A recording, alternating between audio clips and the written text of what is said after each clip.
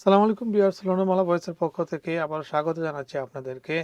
এখনকার খুবই গুরুত্বপূর্ণ একটি সংবাদ, বিশেষ করে যাদের করে 18 বছর বয়সী শিশু সন্তান রয়েছে তাদের জন্য এই সংবাদটি। এইচএমআরসি প্রত্যেকের ঘরেই একটি করে চিঠি পাঠাচ্ছে। তারা 2200 পাউন্ড পর্যন্ত পেতে পারেন।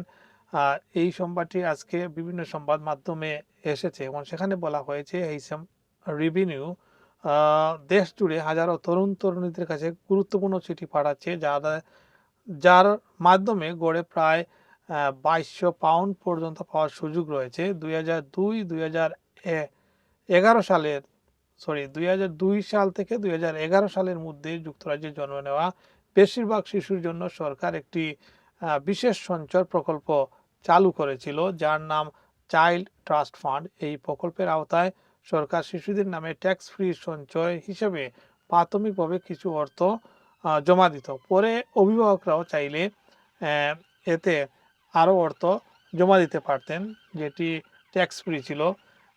আমার জানা মতে অনেক পরিবার এবং অনেকেই তাদের নিজের সন্তানের জন্য এই চাইল্ড ট্রাস্ট ফান্ডে টাকা রেখে উপকৃত হয়েছেন। তাদের সন্তানরা এখন 18 ঊর্ধ্বে হয়ে গেছে, অনেকেই সেই টাকা তুলে ভালো একটি অ্যামাউন্ট পেয়েছেন এবং সন্তানের ভবিষ্যতের জন্য সেটি তারা কাজে লাগাচ্ছেন।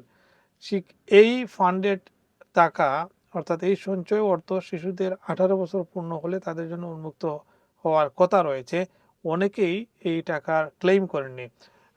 2026 সালের এপ্রিল পর্যন্ত মানি সেভিং এক্সপার্টের তথ্য অনুযায়ী প্রায় 7,50,000-এরও বেশি চাইল্ড ট্রাস্ট ফান্ড এখনও কেউ দাবি করেননি। এসব অ্যাকাউন্টে মোট প্রায় 1.6 বিলিয়ন পাউন্ড জমা রয়েছে। এ কারণে এইচএমআরসি এখন 21 বছরের বয়সী তরুণদের কাছে চিঠি পাঠিয়ে তাদের স্মরণ করিয়ে দিচ্ছে যে তাদের নামে একটি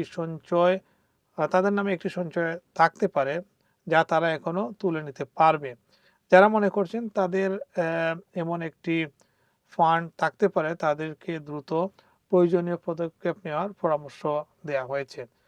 সো যারা এই নিউজটি দেখবেন, আপনারা একটু এটি শেয়ার করবেন, কারণ অনেকেরই সন্তান রয়েছেন যাদের জন্ম 2002 সাল থেকে 2011 সালের মধ্যে হয়েছে। তাদের নামে সরকার একটি ট্যাক্স ফ্রি ফান্ড রেখেছিল। সেই ফান্ডে অনেকেই টপ আপ করেছেন, আবার অনেকে নাও করতে পারেন, কিন্তু সরকার যে পয়সাটি রেখেছিল সেটি বেড়ে 2200 পাউন্ড পর্যন্ত হতে পারে।